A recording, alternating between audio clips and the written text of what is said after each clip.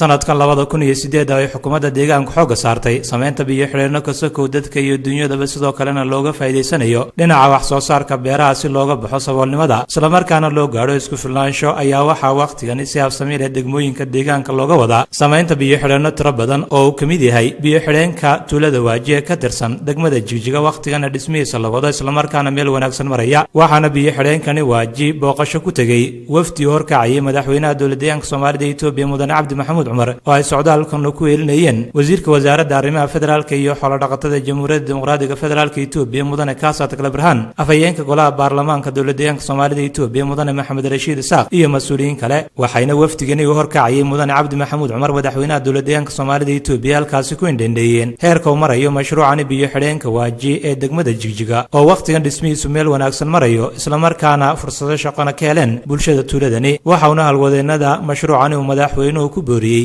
inay si dardargeliyaan dhismaha biyo xidheenkani waxa isaguna biyo xidheenkani laga wado tuulada waaji dareenkiisa ka dhiibtay wasiirka wasaaradda arrimaha federaalka iyo xoolo dhaqatada ee Jamhuuriyadda Dimuqraadiga Federaalka Itoobiya Mudane Kaasat Kalabrahan ኢትዮጵያ ሶማሌ ብሔራዊ ክልላዊ መንግስት ዋና ችግሮች ቁጥር 1 ውሃ ቁጥር 2 ውሃ ቁጥር 3 ውሃ በሚለው መርህ መሰረት ክልሉ የጀመረው ስራ በጣም ጥሩ ስራ ነው sidaan aaminsanahay qorshaha xukuumadda deegaanka muhiimadda koowaad labaad iyo saddexaad baa u qaadatay wax ka qabadka baahida biyaha ee deegaanka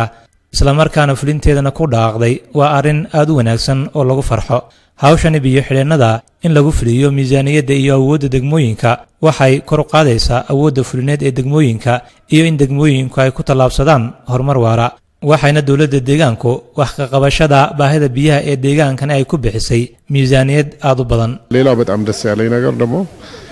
የአካባቢው ነዋሪዎች ናቸው ስራውን በብዛት የሚሰሩት arinta kale ee aad farxad gelisay ayaa waxay tahay waxa mashaariicdani fursado shaqo ka helay oo ka faa'iideysta shacabka ku dhaqan tuulooyinkan laga wado mashruucan oo bulshada u abuuray ilo dhaqaale oo ay ku kobciyaan noloshooda iyada oo marka la soo gabagabeeyay mashruucan biyo xidheenka waaji oo xal u noqonayo baahida biyo la'aanta ee ka jiri jirtay aagan kaas oo looga faa'iideysan doono dad iyo dunyaba iyo xagga wax soo saarka beerahaba